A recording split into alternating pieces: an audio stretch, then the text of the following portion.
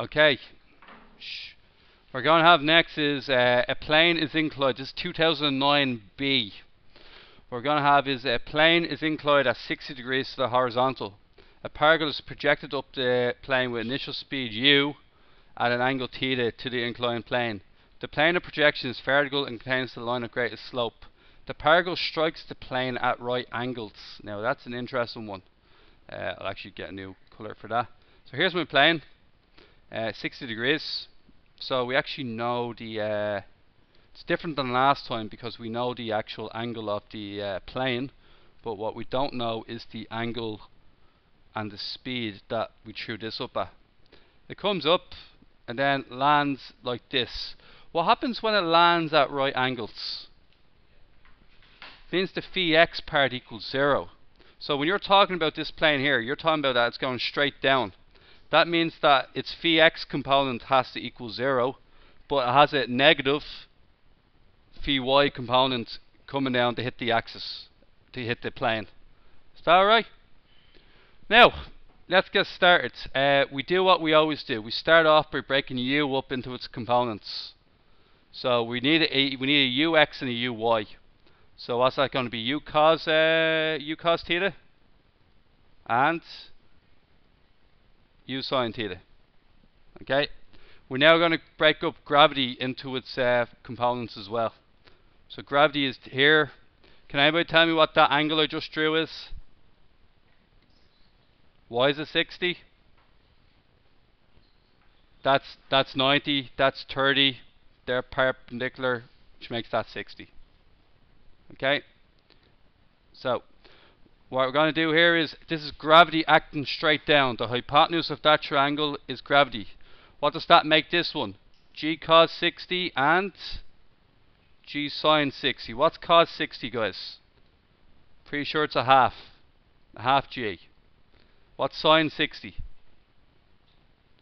Root 3 over 2. The opposite is bigger than the adjacent. There you go.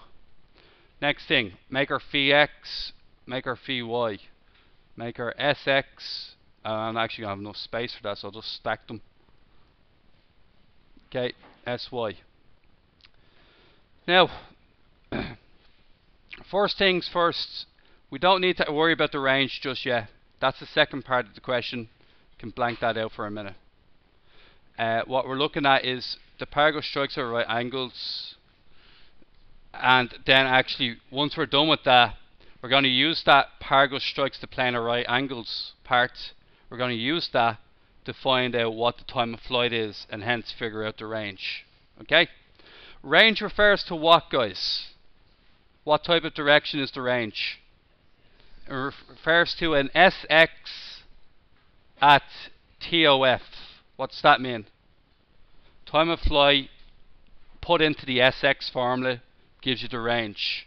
Our goal is time of flight first, sx second. So let's start off with phi equals u plus at. It's going to be u cos theta minus root 3 over 2g t.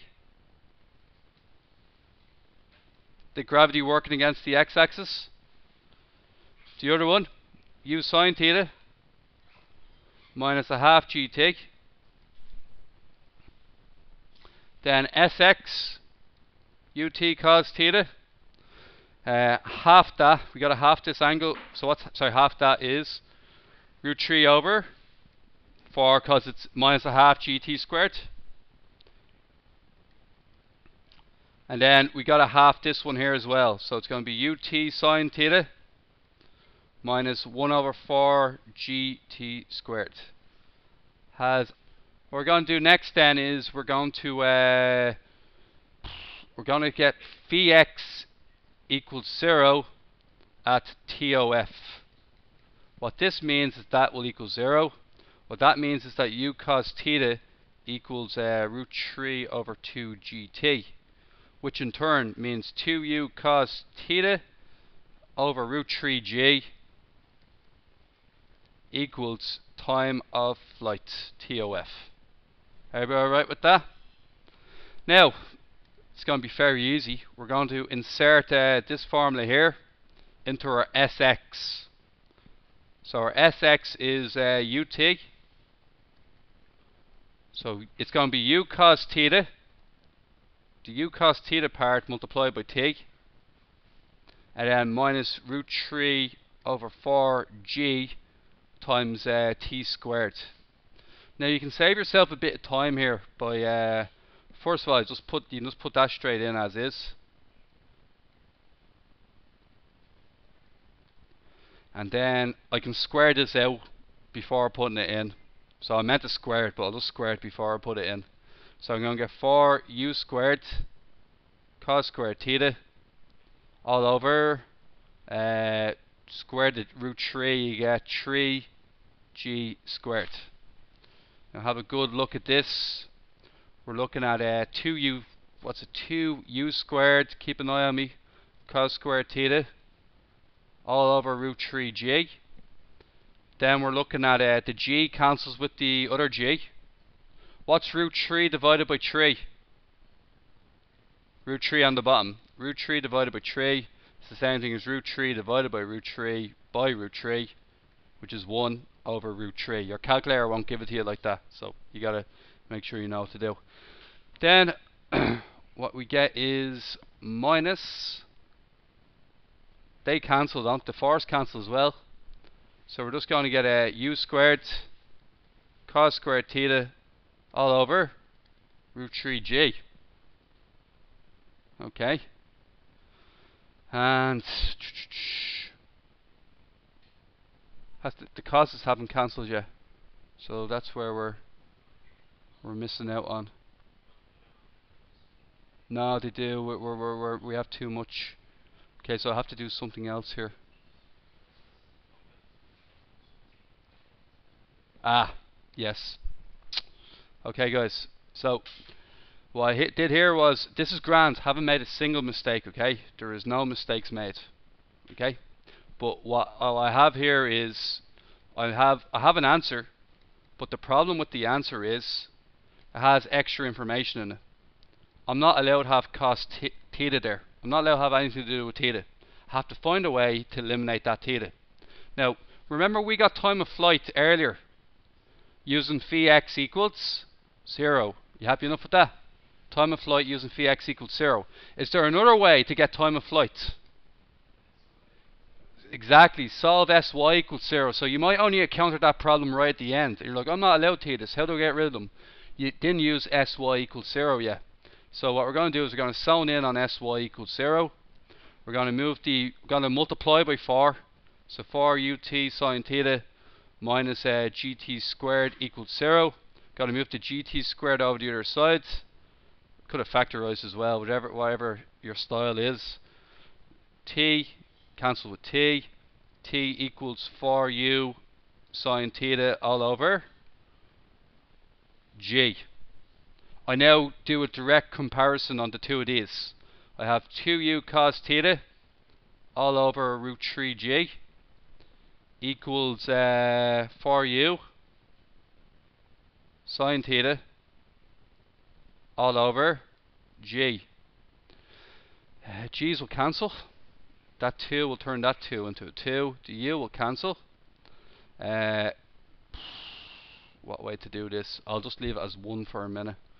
So what I'm going to do next is I'm going to bring the cos theta underneath.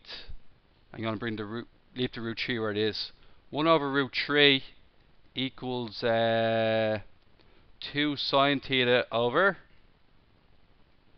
cos theta. Happy enough with that? That will in turn mean when I bring the 2 downwards, and I can change sine theta over cos theta into tan theta. Now this tan theta, what did I have there a minute ago? U squared cos squared theta. All I have to do is replace cos theta. I need to find cos theta. Well, the great thing is I know what tan theta is. Tan theta is opposite over adjacent. If I do Pythagoras' theorem here, I can find out what the hypotenuse is, and therefore I can find out what cos theta is very quickly. So I'm going to get what's it, 1 squared plus 2 root 3 squared. So I'm sure somebody's got that in their head already. Root 13. Okay. And that will mean that I'm saved by that being 2 root 3 over root 13. I'm looking for cos squared theta. Square the top, square the bottom. 13, 12 over 13, right? So I'm just going to replace this cos theta. Cos squared theta is going to get replaced with 12 over 13. And then what's our final answer then? 12u squared over, what is it? Huh?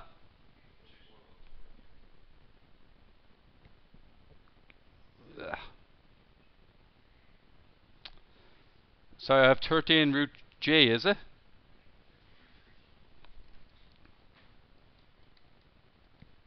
Okay. It's not quite what I'm looking for, so what I'm just going to do is going to test out this in the calculator.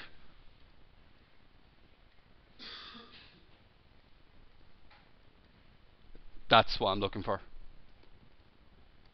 4 root 3 all over 13. You can have the right answer but not actually realise it. And there you go. Okay, that